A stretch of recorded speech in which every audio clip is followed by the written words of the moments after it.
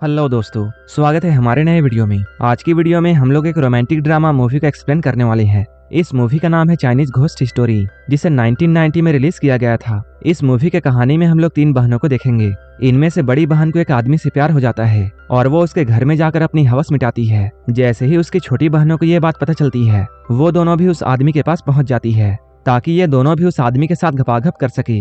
असल में ये तीनों बहनें चुड़ैल थी जो कि हवस की भूखी थी। जब इन तीनों को एक दूसरे के बारे में पता चलता है, तब ये तीनों मिलकर उसके घर में जाती हैं और वहां जाकर ये लोग क्या करती हैं, यही हमें इस वीडियो में देखने को मिलेगा। तो चलिए इस मूवी को शुरू करते हैं। इस मूवी के शुरुआत में हम लोग एक खूबसूरत लड़की को देखते हैं। वो चाय पीने के लिए एक दुकान में जाती है। जब वो यहाँ बैठकर चाय पी रही होती है, तभी 2 मवाली यहाँ आकर उसे छेड़ती हैं। इस लड़की का नाम वैवई था। वैवई पहले तो उन्हें इग्नोर करती है, लेकिन जब वो लोग अपनी हद पार कर देते हैं, तब वैवई उनसे लड़ाई करती है और वो उनके अंडों में जोर से लात मारकर उनके अंडे फोड़ देती है। इसके बाद वो लोग यहाँ से भाग जाते हैं। ये दोनों लोग वैवई से पिटकर अपने बॉस के पास जाते हैं। इन दोनों के पिटे हुए चेहरे को देखकर बॉस ये समझ जाता है कि किसी ने इनकी पिटाई कर दी है और वो पूछता है, तुम्हें कितने आदमियों ने मारा है? तब वो लोग ये बताते हैं, हमें किसी आदमी ने नहीं बल्कि सिर्फ एक लड़की ने मारा है। ये सुनकर बॉस और भी गुस्सा हो जाता है। इसके बाद वो अपने कुछ आदमियों को लेकर वैवई को मारने के लिए जाता है, लेकिन रास्ते में जाते हुए उन्हें लीसु मिलती है। वो लोग लीसु से वैवई का पता पूछते हैं। लीसु कहती है, मैं उसकी बड़ी बहन हूँ। इसके बाद लीसु कहती है, वैवई ने जो भी कुछ किया है मैं उसकी भरपाई कर दूंगी। बॉस पूछता है, तुम भरपाई कैसे करोगी? तब लीसु कहती है, मैं अपनी अदाओं से तुम्हारे गुस्से को ठंडा कर सकती हूँ। लीसु की इस बात को सुनकर सभी लोग एक लाइन में लग जाते हैं और अपनी बारी आने का इंतजार करते हैं ताकि वो लोग लीसु के जिस्म के जलवे देख सके। लीसु इन लोगों से ये कहती है, मैं तुम पांचों को अकेले नहीं संभाल सकती हूँ, इसलिए मैं ऐसा करती हूँ कि मैं अपनी सहेलियों को यहाँ बुला लेती हूँ। इसके बाद लीसु की सहेलियां यहाँ आती हैं। ये पांचों लोग उन लड़कियों को देखकर बहुत खुश होते हैं। इसके बाद ये लोग एक एक लड़की को उठाकर जंगल में मंगल करने के लिए जाते हैं। लेकिन जब ये मवाली उन लड़कियों के साथ संबंध बना रहे थे, तभी ये सारी की सारी लड़कियां भयानक चुड़ैल में बदल जाती हैं। ये देखकर ये लोग बहुत डर जाते हैं और जल्दी से यहाँ से भाग जाते हैं। उन्हें ऐसे जान बचाकर भागता हुआ देखकर वैवई और उसकी बड़ी बहन बहुत खुश होती हैं। कुछ देर के बाद हम लोग इनकी तीसरी बहन को देखते हैं, जो कि अभी कामदेव के मंदिर में गई है और वो यहाँ आकर कामदेव की पूजा करती है। जब वो इस मंदिर से निकलकर जा रही होती है, तभी एक साधु उसके पास आता है। वो उससे उसका नाम पूछता है, जिस पर वो कहती है वो अजनबियों को अपना नाम नहीं बताती है। इसके बाद वो रास्ता बदलकर यहाँ से जाने लगती है। वो जंगल के रास्ते से होते हुए अपने घर जा रही थी।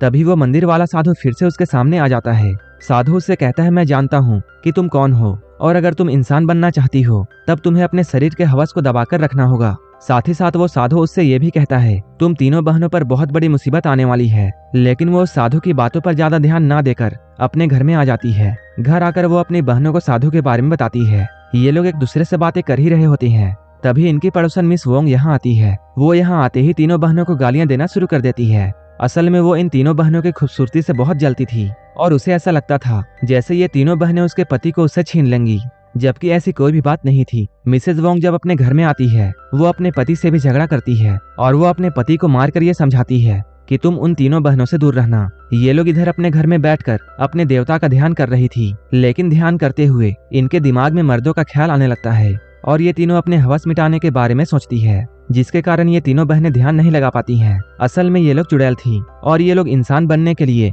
कई सालों से कड़ी तपस्या कर रहे थे। कुछ देर के बाद रात हो जाती है और ये तीनों लोग आराम से सो रहे थे। तभी इन तीनों में से सबसे छोटी बहन जगती है, क्योंकि उसे बहुत बुरे बुरे सपने आ रहे थे। इसके बाद वो बाहर जाती है, लेकिन जब वो बाहर आकर देखती है, तब वो पाती है लीसु खुले में ही नहा रही है और वो साथ ही साथ अपने अंगों को भी सहला रही थी। लीसु की खूबसूरती और उसके भीगे बदन को देखकर वैवई को भी फीलिंग्स आनी शुरू हो जाती है। इसके बाद वैवई भी लीसु के पास में जाती है और वो भी उसके साथ मिलकर नहाने लगती है। तभी इनमें से बड़ी बहन की भी नींद खुल जाती है और वो अपनी बहनों को यहाँ नहीं पाती है। जब वो बाहर निकलकर देखती है, तब वो पाती है उसकी दोनों बहनें साथ में नहा रही हैं। इन दोनों को ऐसा करता हुआ देखकर वो भी गर्म हो जाती है, लेकिन यहाँ पर वो अपने हवस को दबाती है, क्योंकि उसे जल्दी से जल्दी इंसान बनना था। अगले दिन इनमें से बड़ी बहन जंगल में जाती है। तभी यहाँ पर वो देखती है कुछ बदमाश एक आदमी का पीछा कर रहे हैं। वो जल्दी से यहाँ आकर सभी आदमियों को मारती है और वो उस भोले भाले इंसान को बचाती है। इस आदमी का नाम जॉन था। वो यहाँ उन आदमियों से भागते हुए काफी जख्मी हो चुका था, इसलिए फाइफाई उसे छोड़ने के लिए उसके घर तक आती है।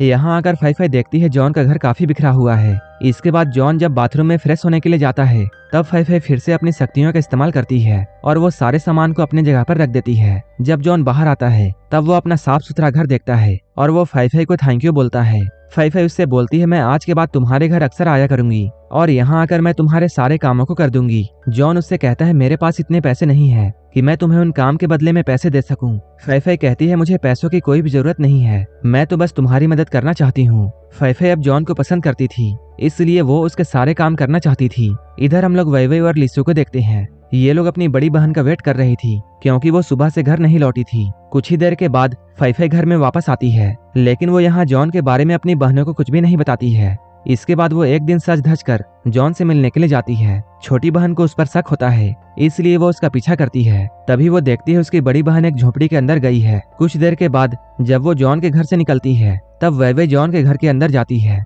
ताकि वो ये बात जान सके कि उसकी बड़ी बहन यहाँ क्यों आती है।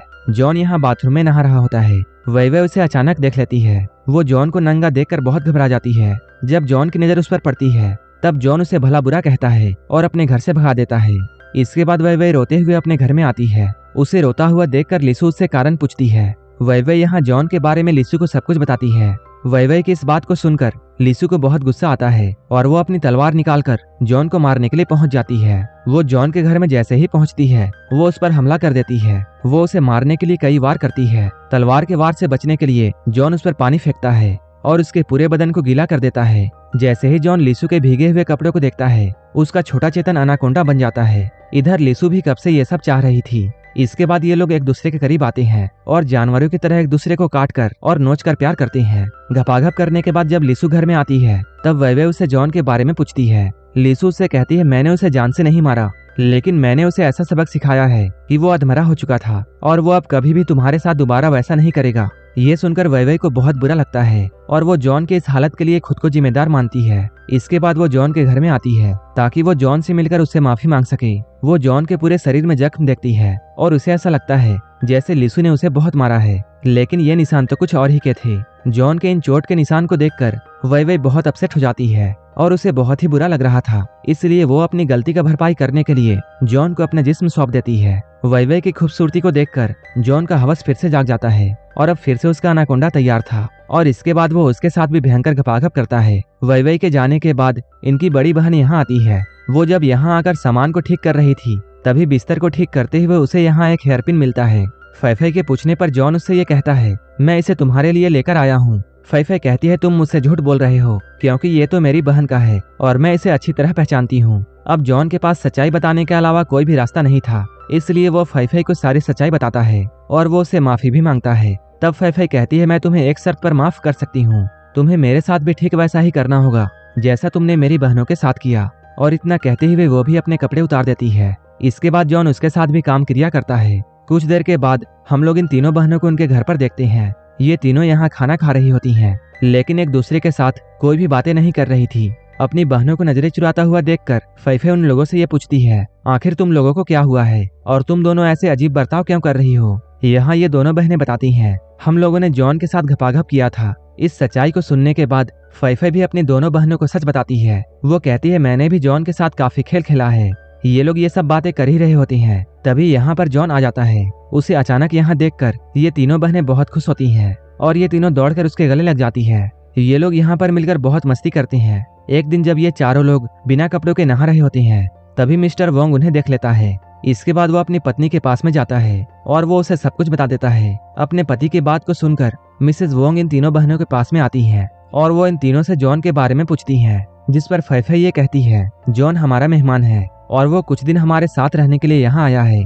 ये सुनकर मिसेस वोंग उन्हें धमकी देती है। वो कहती है मैं तुम्हारी गंदी हरकतों के बारे में पूरे गांव को बता दूंगी। ये तीनों बहनें उसके धमकी से काफी घबरा जाती हैं। इसके बाद ये लोग जॉन के पास में जाकर उसे अपने घर जाने के लिए कहती हैं, लेकिन यहाँ से जाने से पहले जॉन इन लोगों के साथ बैठकर खाना खाना चाहता है। अब ये चारों लोग बैठकर फल खा रहे थे।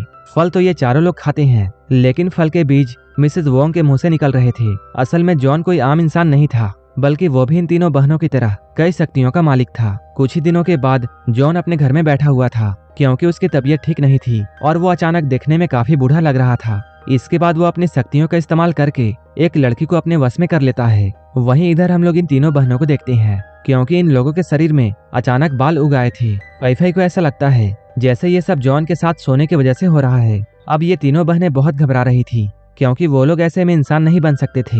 कुछ ही देर के बाद ये तीनों बहनें जॉन से बात करने के लिए उसके घर में जाती हैं। जॉन इस वक्त बाथरूम में होता है और अंदर से बहुत अजीब सी आवाजें आ रही थी। जब ये तीनों बहनें झांक कर बाथरूम में देखती हैं, तब सामने का सीन देखकर ये तीनों बहुत डर जाती हैं, क्योंकि जॉन एक भयानक शैतान में बदल चुका था और वो उस लड़की को जिंदा खा रहा था जिसे उसने अभी अभी अपने बस में किया था। जॉन के इस भयानक रूप को देखकर फैफे उस मंदिर वाले साधु के पास में जाती है। फैफे यहाँ आकर उससे मदद मांगती है। साधु उससे कहता है, मैंने तो तुमसे पहले ही कहा था कि तुम्हें अपने हवस को दबाकर रखना है, लेकिन तुम ऐसा नहीं कर पाई।